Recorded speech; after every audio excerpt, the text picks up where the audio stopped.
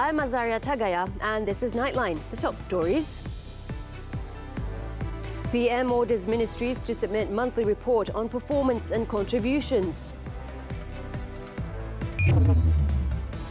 And Tan Sri Azambaki confirms MCCC to summon ex-PM and aides very soon.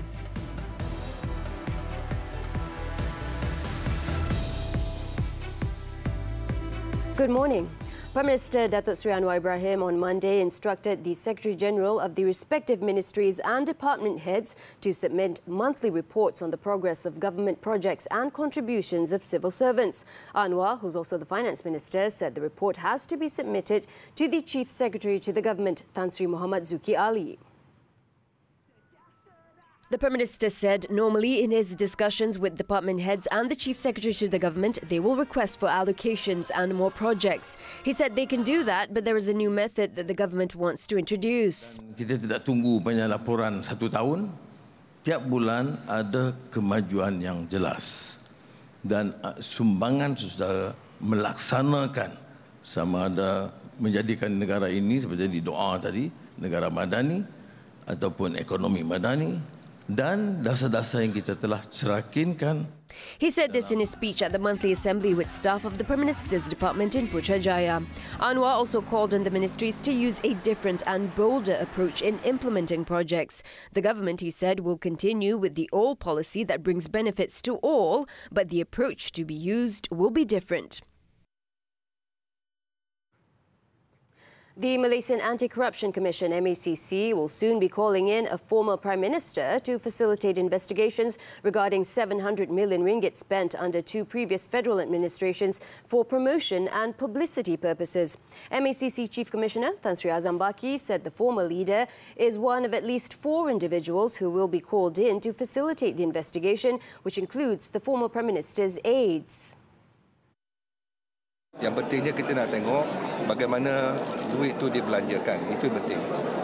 We don't have so much query on bagaimana ia diputuskan ataupun diluluskan. Okay. Tetapi berkaitan dengan bagaimana ia dibelanjakan dan company-company yang dapat.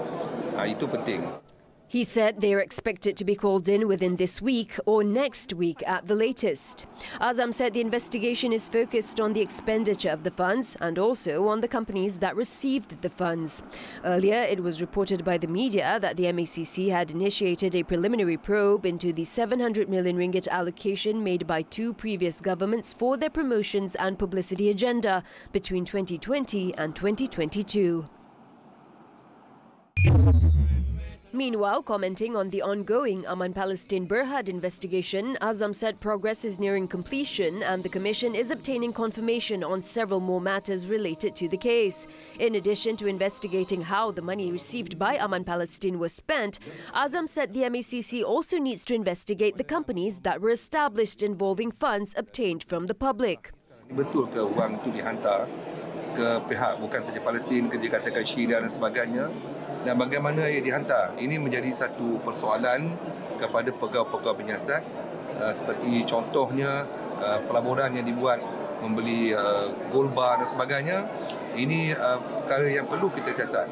Kalau sekiranya ada isu yang tidak betul, maka kita akan cadangkan pertuduhan kepada pihak penyewa raya. The MCCC had previously verified that it had frozen Aman Palestine's 41 bank accounts with a total balance of 15.86 million ringgit based on allegations of misappropriation of public donations. Now, the Prime Minister said that the move by authorities to act and investigate certain individuals must not be politicised. Datuk Seri Anwar Ibrahim said while it is normal for one to have loyalty and political leanings, authorities must be allowed to carry out their work even if it involves individuals or political parties to which they have an affinity. Sama ada di pihak parti yang menyokong saya atau menentang, itu soal lain. Tidak mempengaruhi keputusan. Tapi saya agak keras hal ini dan kebetulan ini forum yang baik saya jelaskan. Bahawa kalau kita tidak mula dengan berani, tidak mungkin kita selamatkan negara ini. He said this when launching a symposium on good governance in Selangor on Monday. Anwar said that if someone comes to him and claims that corruption is going on, it will not be tolerated. He said that Malaysian Anti-Corruption Commission MCCC Chief Tan Sri Azam Baki was fully aware of his stand on corruption. Meanwhile, the Prime Minister refused to entertain a claim made by Perikatan Nasional PN that it has sufficient statutory declarations or SDs to overthrow the government. Anwar stressed that he wants to focus on the duty of leading the country and describes the opposition's allegations as trivial. Tak perlu komen. Saya kerja. Kalau ada kes isu besar, saya jawab. Anwar said this when asked to comment on Kedah Menteri Besar Datuk Sri Sanusi Noor's claims that the opposition has enough SDs to take over Putrajaya. However, Sanusi, who is also PN's election director, did not provide any details, including the exact number of SDs that PN had obtained, especially from government MPs. Previously, Anwar, who is also Pakatan Harapan chairman, stressed that the movement known as the Dubai Move would not impact his leadership government. Arbitrator Gonzalo Stampa, who controversially ordered Malaysia to pay $14.92 billion to the self-claimed heirs of the defunct Sulu Sultanate, has been found guilty of contempt of court by a Spanish court. According to Minister in the Prime Minister's Department for Law and Institutional Reform, Datuk Sri Azalina Uthman Said, Stampa has also been sentenced to 6 months in prison and banned for a year from practicing as an arbitrator. Azalina, in a posting on X, said that the Madani government's efforts in addressing and putting a stop to the Sulu fraud has not been in vain. In December, Stampa was charged in the Madrid court with contempt of court and unqualified professional practice for defying a Madrid court's decision to annul the Sulu claimant's case. The charges were brought by the Spanish Public Prosecutor's Office with the Malaysian government as the complainant. Although the High Court of Justice of Madrid had appointed Stampa as the arbitrator in this case previously, it annulled his judicial appointment in June 2021. However, the arbitrator continued to hear the case, moving his seat of arbitration to Paris. In February 2022, a French arbitration court, presided over by Stampa, instructed Putrajaya to pay $14.92 billion to the purported descendants of the last Sultan of Sulu. Stampa ruled that Malaysia had violated the 1878 agreement between the old Sulu Kingdom in the Philippines and a representative of the British North Borneo Company that used to administer what is now Sabah. Malaysia challenged the arbitration order in France and Spain, with the French court granting a stay order on the award, pending a decision on Putrajaya's claim that the order infringed on its sovereignty over Sabah.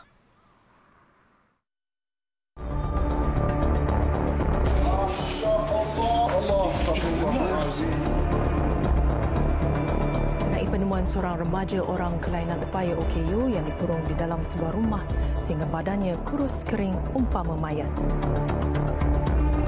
Sebelum Firdaus dijumpai itu, dia masih ingat, dia kata last dimandikan Firdaus 5 bulan sebelum itu.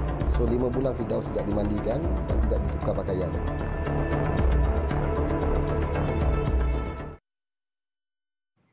Pulau Pinang Chief Minister Chow has told his critics that if he wanted to be popular, he would have asked the Penang Water Supply Corporation PBAPP to postpone the major water repair works scheduled on January 10th. He said he would have asked the PBAPP to postpone the works to ensure the people would not suffer from water supply disruption and to wait for his successor to undertake the works in future. Kalau saya mau jadi popular, saya minta PBA tangguhkan operasi ini. Tunggu Ketua Menteri yang baru yang seterusnya akan pikul tanggungjawab ini.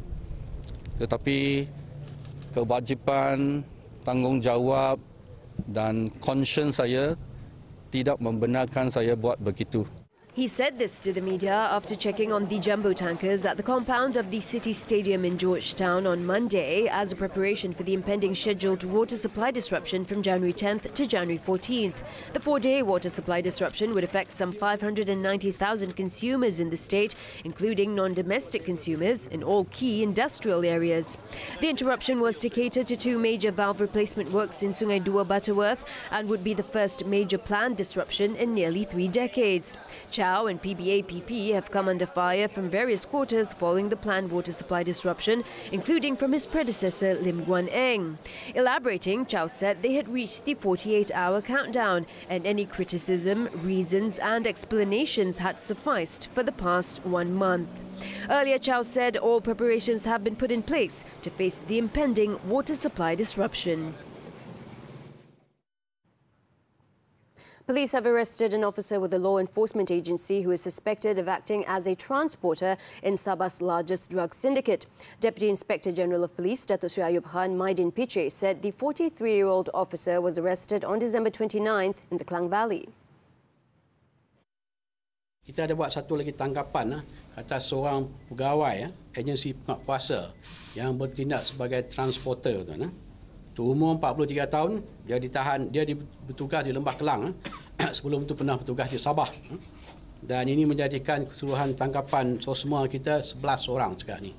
Speaking during a press conference in Bukit Aman, he said as the investigation is still ongoing, the authorities have not ruled out the possibility that more arrests could be made in the future. Ayub Khan said the police had frozen 22 bank accounts related to the case, involving 420,000 ringgit. Police have also seized 18 luxury vehicles worth 6.6 million ringgit, cash amounting to 35,000 ringgit, jewellery and a Rolex watch estimated to be worth 100,000 ringgit. He added that police are working with the Inland Revenue Board in order to enable further action against other assets belonging to the syndicate members. The drug ring bust was reported on December 26th when a man with the title of Dato', believed to be the leader of the drug syndicate, was among 10 men arrested in Sabah. The syndicate was said to be the biggest in Sabah and had been around since 2015. On another matter, Ayub Khan said police have no intention of bringing home the Malaysian man who was arrested in Laos last month in connection with the drug smuggling syndicate. The Deputy Inspector General of Police said as the man had been handed over to Thailand, Bukit Aman would leave it to their Thai counterparts to take further action against the individual. Setakat ini kita tidak ada rancangan untuk membawa dia balik. Dia ditangkap dan telah pun diserahkan pada Thailand. Dan biarlah dia menghadapi pertuduhan di Thailand atas aktiviti dadah. Kalau Thailand ada cukup bukti untuk mengambil tindakan ke atas beliau, biar Thailand ambil. He further explained that the 41-year-old man, who is originally from Perak, is married to a Thai woman. The suspect, who was arrested in Laos on December 28th, is believed to be a key member of a drug syndicate and was wanted in Thailand for drug smuggling activities. He is suspected of being the mastermind behind drug networks across Thailand, Malaysia, China, Singapore and Laos, and was also alleged to have used Thailand for money laundering activities and as a transit location for drug smuggling to Malaysia, Taiwan and Australia.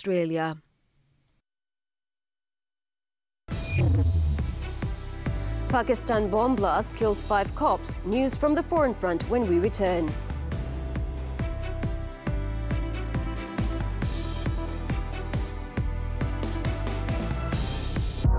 Kepingan daging empuk dihiasi bawang segar, bertambah nikmat dengan sos lada hitam kegemaran ramai.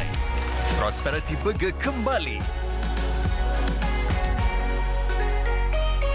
Wanita hari ini. Order lain dapat lain dalam gambar lain dekat luar lain pakai filter. Wah. Saya rasa kita kena bincang pasal benda ni. Ikan sardin masak apa sedap ya? Macam-macam. Boleh masak kari, masak lemak pun boleh. Hakikatnya perpisahan bukan mudah kan? Betul. Ada yang sampai depresi selepas bercerai. Dah bercerai berebut anak pula. Ini kita kena tambah ilmu pasal hadana. Betul ke sebenarnya sikap pasangan mempengaruhi personaliti?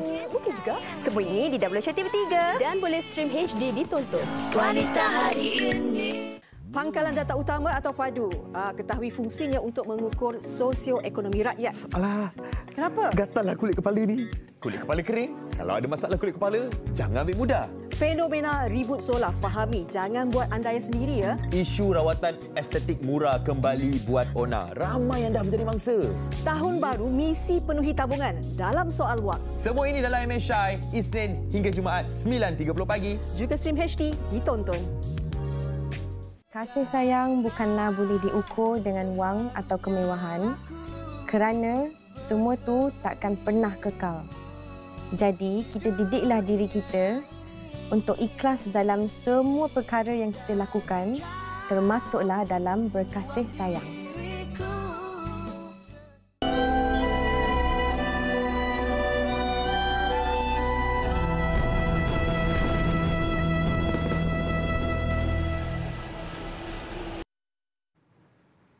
Back on Nightline with the foreign news. A Zionist airstrike killed an elite Hezbollah commander in southern Lebanon on Monday, the latest in an escalating exchange of strikes along the border that have raised fears of another Mid-East war. According to a Lebanese security official, the strike on an SUV killed a commander in the secretive Hezbollah force that operates along the border. The victim was identified as Wissam Al-Tawil, the deputy head of a unit within Hezbollah's elite Radwan force. Meanwhile, hundreds of patients and staff are reported to be missing from Al-Aqsa Martyrs Hospital, which is struggling to cope amid intense airstrikes across the enclave. The majority of medical staff, as well as around 600 patients, have been forced to leave the complex to unknown locations with no information of their whereabouts. Gaza's health ministry said 249 Palestinians have been killed and 510 wounded in the past 24 hours in the enclave.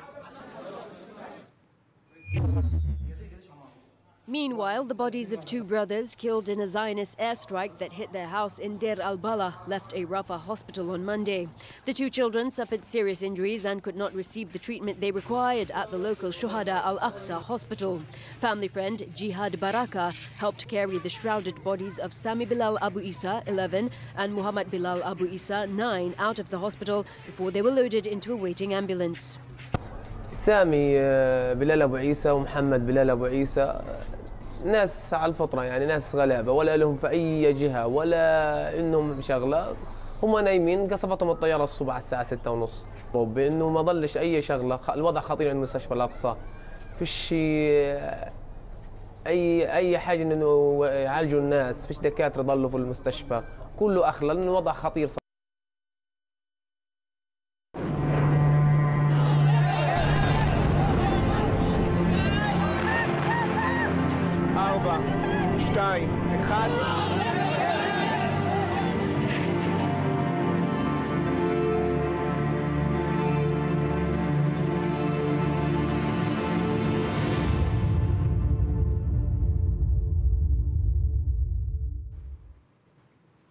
Indonesian presidential frontrunner Prabowo Subianto suffered a barrage of attacks in a heated election debate on Sunday, with his two opponents taking aim at his military procurement strategy as defense minister, calling him reckless and wasteful.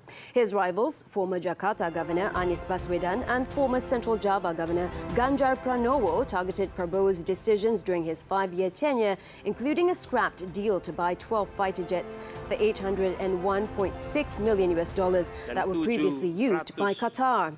Anies also accused the Defense Ministry of failing to protect itself from hackers who last year threatened to leak confidential information. Prabowo defended his strategy, justifying the purchase of used hardware as crucial for modernizing the armed forces, adding the 15-year-old jets had a 25 to 30-year lifespan. The debate also touched on addressing South China Sea disputes, with Ganjar advocating for a temporary agreement with China to prevent escalation. Most polls have Anies neck and neck with Ganjar, though far adrift of leading candidate Prabowo, who has picked President Joko Widodo's son, Gibran Rakabuming Raka, as his running mate. At least 5 police officers were killed and nearly 24 others wounded on Monday after an explosive device targeted the vehicle during a polio vaccination drive in northwestern Pakistan. According to officials, the blast took place in Bajaur, a tribal district in Khyber Pakhtunkhwa province, when Pakistan began its latest round of the vaccination campaign. 5 of those wounded were in critical condition. There was no immediate claim of responsibility for the attack. Resistance to the polio immunization drive grew in Pakistan after the CIA organized a fake vaccination drive to track Osama bin Laden, who was killed in the Pakistani garrison town of Abbottabad in 2011. Religious leaders in the Pakistan-Afghanistan border region also spread misinformation that the vaccine contained traces of pork and alcohol, which are forbidden in Islam. Bangladesh Prime Minister Sheikh Hasina swept to a fourth straight term in power on Monday, with her party winning almost 75% of the seats. Hasina will serve another 5 years in office after her party, the Awami League, and its allies won 223 of 300 parliamentary seats contested, despite sporadic violence and a boycott by the main opposition Bangladesh Nationalist Party, BNP, and its allies. However, although Awami League emerged victorious, the election was marred by a low voter turnout, estimated to be around 40%. This can be attributed to the boycott called by the BNP and other opposition parties, who alleged irregularities and a lack of transparency in the electoral process.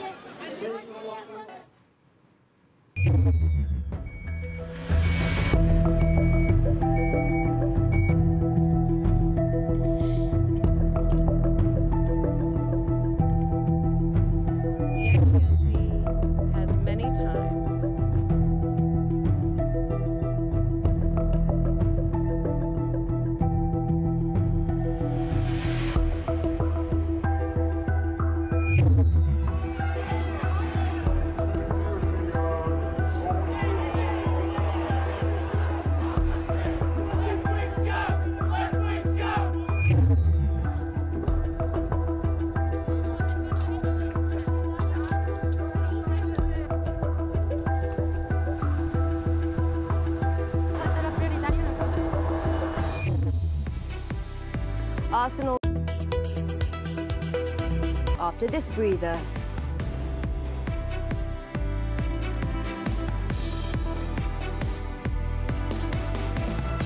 Alif Sata. Ada twist dia kat ujung, nantikan. Menyeramkan. Yes, dia memang seram. Saya banyak kali ambil yang bekas popcorn tu tutup mata. Mengerikan sangat-sangat. Jump scare all the time. Sentuhan ni masih ada, berbisa lagi. Saya bagi 10++. 10, no, 110. Memang sangat-sangat best, tak ada bosan langsung. Kalau 10, saya bagi dia 7. 7/10. 8/10. Mira nak kongsikan sedikit panduan keselamatan anak ketika di luar rumah. Pastikan keadaan sekeliling, pantau pergerakan anak dan jangan biarkan mereka berkeliaran jauh daripada anda. Elakkan pemakaian barang kemas yang berlebihan. Yang terakhir, boleh bawa whistle bersama. Jerit sekuat hati atau tiup whistle untuk menarik perhatian orang sekeliling sekiranya diganggu atau merasa terancam. Dapatkan pelbagai informasi bermanfaat bersama Nona setiap Ahad jam 2 petang di TV3. Wanita hari ini. Order lain dapat lain dalam gambar, lain dekat luar lain pakai filter. Wah, saya rasa kita kena bincang pasal benda ni. Ikan sardin masak apa sedap ya? Macam-macam. Boleh masak kari, masak lemak pun boleh. Hakikatnya perpisahan bukan mudah kan? Betul. Ada yang sampai depresi selepas bercerai. Dah bercerai, berebut anak pula. Ini kita kena tambah ilmu pasal hadana. Betul ke sebenarnya sikap pasangan mempengaruhi personaliti? Mungkin juga. Semua ini di WSH TV3 dan boleh stream HD ditonton. Wanita hari ini. We begin sports with football and the English FA Cup. Arsenal's increasingly alarming problems in front of the goal were further exposed in a 2-0 loss to Liverpool in a heavyweight match on Monday. The hosts were wasteful in their first half, with an early chance from Reece Nelson going into the side netting before Martin Odegaard saw his effort come crashing back off the crossbar. In the 80th minute, the breakthrough came when Alexander-Arnold's free kick was headed in by Arsenal defender Jakub Kivior, resulting in an unfortunate own goal. As Arsenal pushed for a last-gasp equaliser, they were caught out with the last kick of the game when Luis Diaz rounded off a fine counter-attack. With this, Arsenal are out of the tournament, and Mikel Arteta's side have now lost 4 of its last 7 matches in all competitions.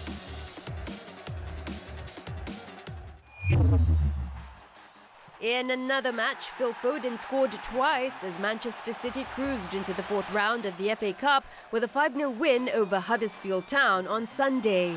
Foden opened the scoring frenzy in the 33rd minute and Julian Alvarez poked home a second 4 minutes later. City added their third through Oscar Bob in the 58th minute.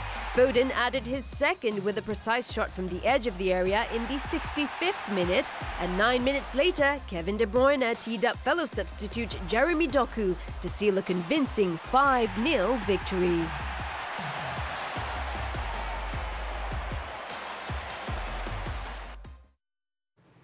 On to tennis now. The Adelaide International, Great Britain's Jack Draper got his new season off to a winning start after trashing fifth-seeded Sebastian Baez in straight sets on Monday.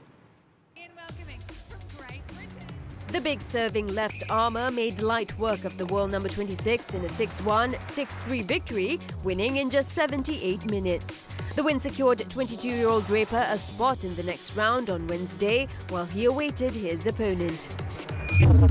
In the women's singles event, Anna Kalinskaya caused an upset by defeating fourth-seeded Barbara Krejcikova for her fourth career top 10 win. Qualifier Kalinskaya beat and stunned the 2021 Roland Garros winner Krejcikova in a three-set thriller 7-5, 3-6, 7-5. Kalinskaya had 3 match points on Krejcikova's serve while leading 6-5 in the deciding set and converted the third for the win. After this short break, former Terengganu Bersatu Sri Kandi chief fined for falsifying documents. Don't go away.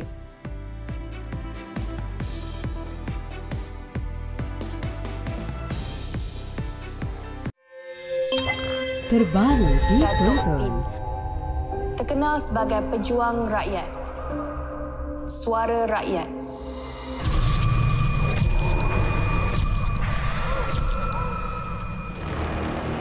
Sekarang ni kita nak kena cari Nana dengan cepat. Siapa mati ada orang lain ganti. Aku ada jalan keluar. Muat turun dan layan tonton sekarang. Semua favourite anda di sini.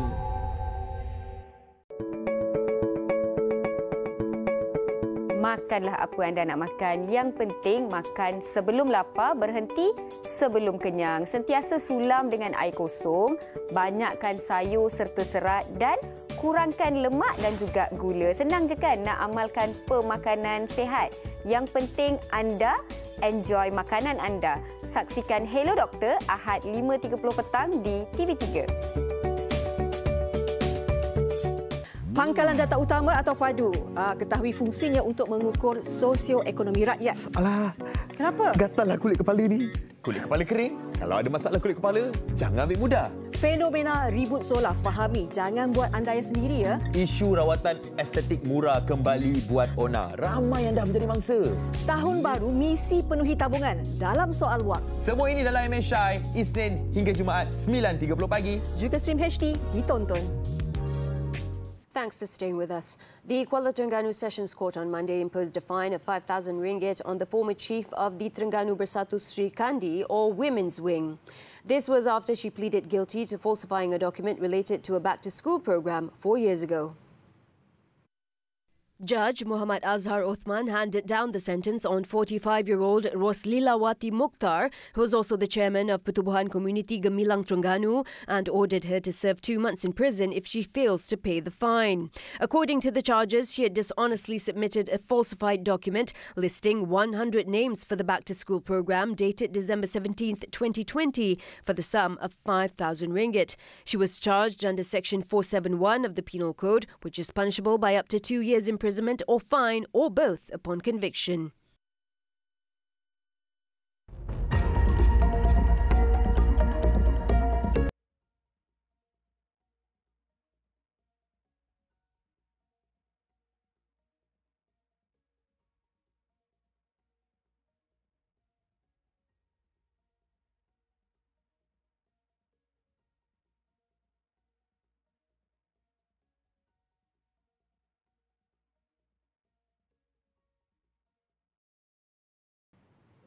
As we wrap up Nightline this time around, let's take a look as kites coloured the skies in Western India during the week-long International Kite Festival in Ahmedabad. With that, I'm Azaria Tagaya. Thank you for watching and we'll see you next time.